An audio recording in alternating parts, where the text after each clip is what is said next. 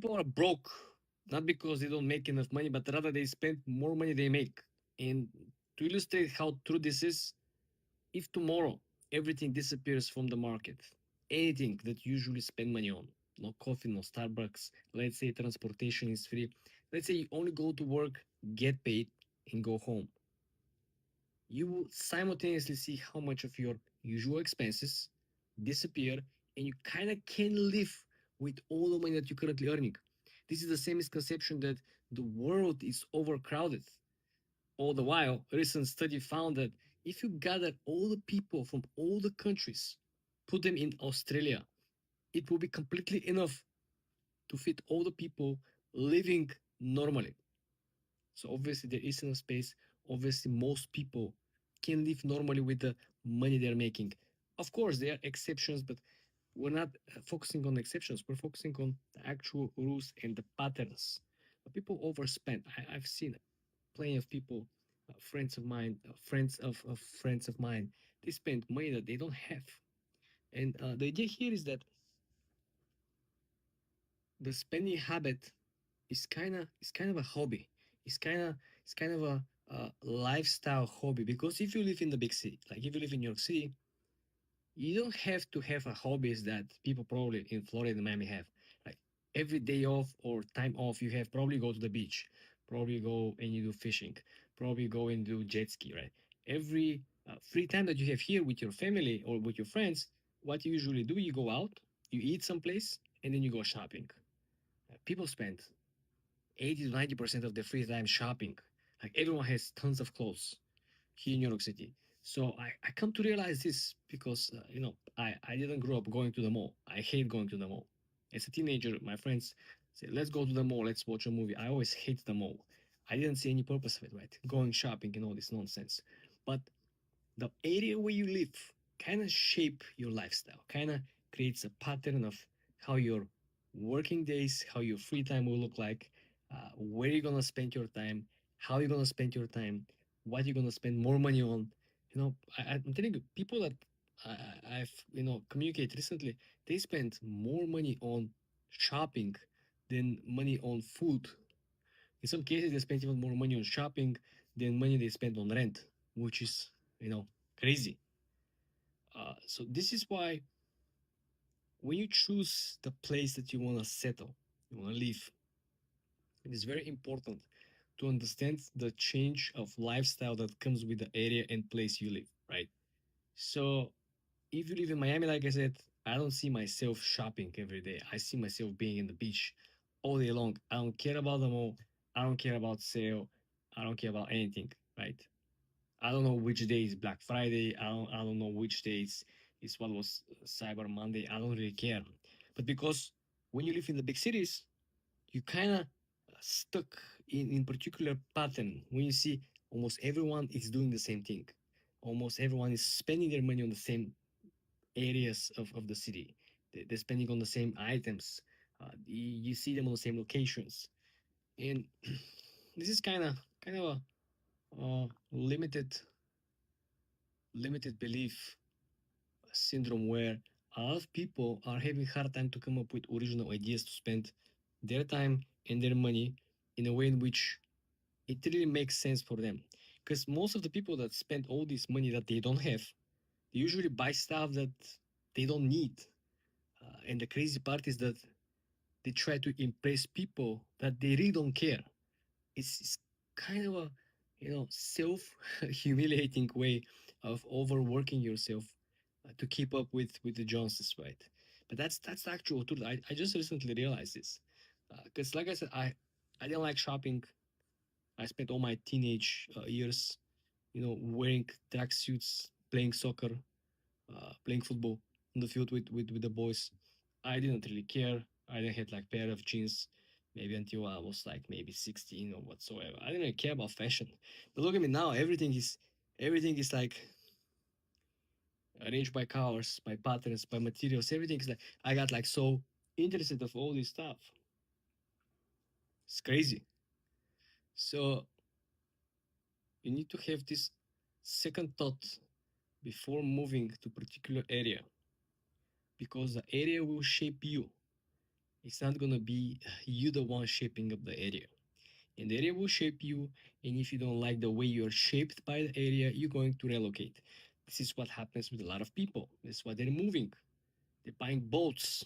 They become fishermen. They spend every afternoon down on the flats. They find their hobbies. Why so many people in Palm Beach play golf? Why there's so many golf clubs over there, not so many golf clubs over here in New York, right? Here in New York, yeah, we have plenty of marinas, we have country clubs, right? But it's just different type of a lifestyle that shape New Yorkers, and different lifestyle that shape people down in Florida and people in California and people in San Francisco, right? It's the area that shapes the people, the lifestyle, and of course how much and on what people actually spend their money on.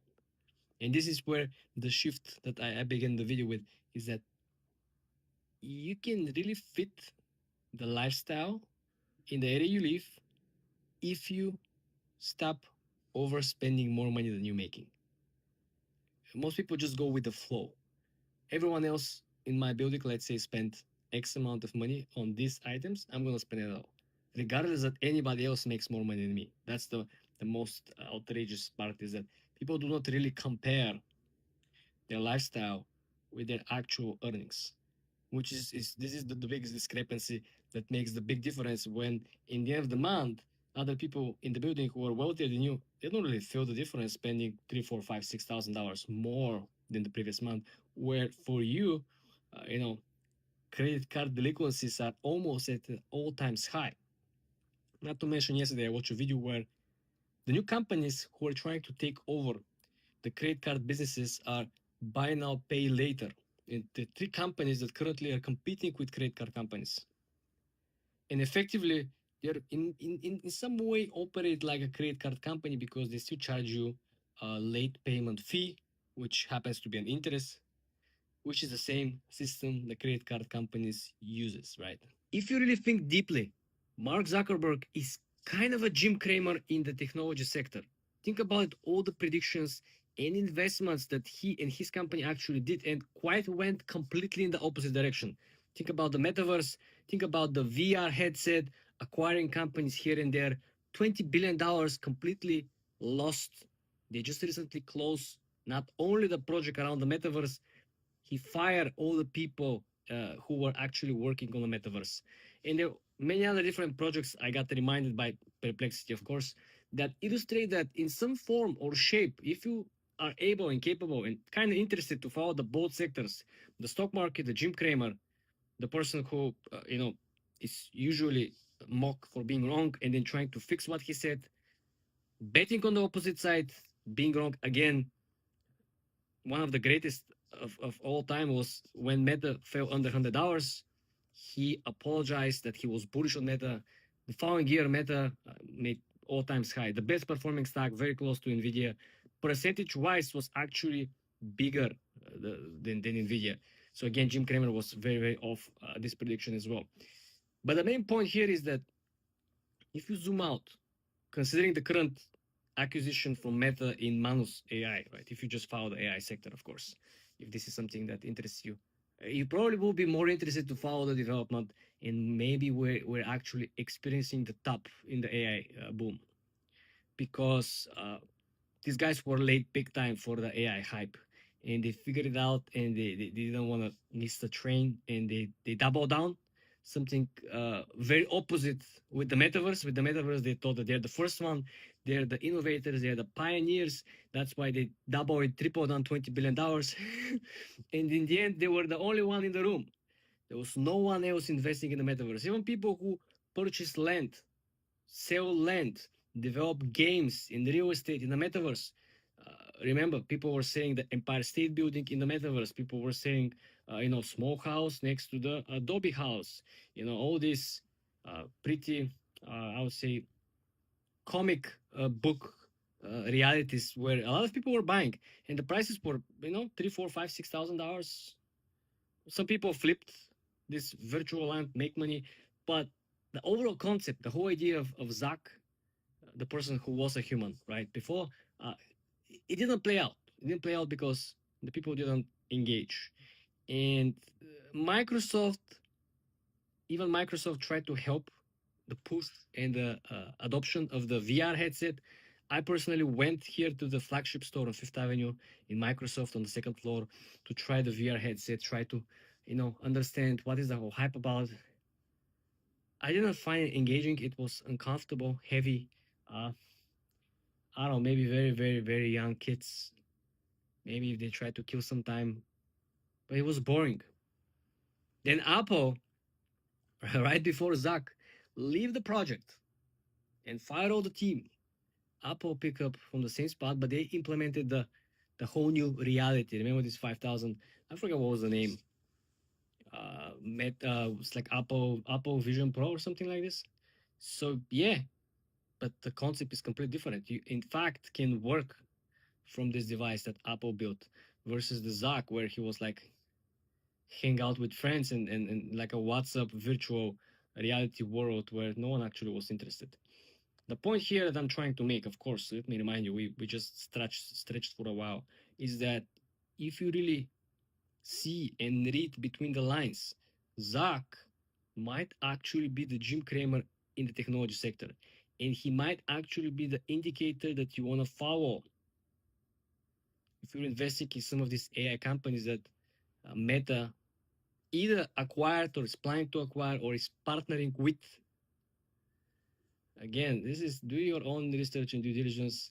Uh, for my own personal consideration, I think that the Manos AI is overhyped. Nothing unique. I haven't seen anything that the other chatbots cannot do. Also, it's slower. It takes much more time for research and deep research, and especially building projects. You have less credits, more expensive. So many disadvantages. But again, Zach probably has seen something that we don't know.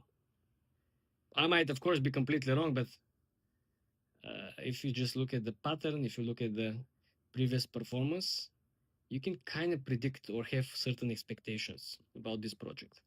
Let's wait and let's see how many years it will take for the ZAC to close down this project as well. We already heard maybe in late November he was stopped hiring for the AI super intelligence team, right? Which was another indicator that oh my gosh, we kind of we we kind of overhired. We went off the rails type of situation.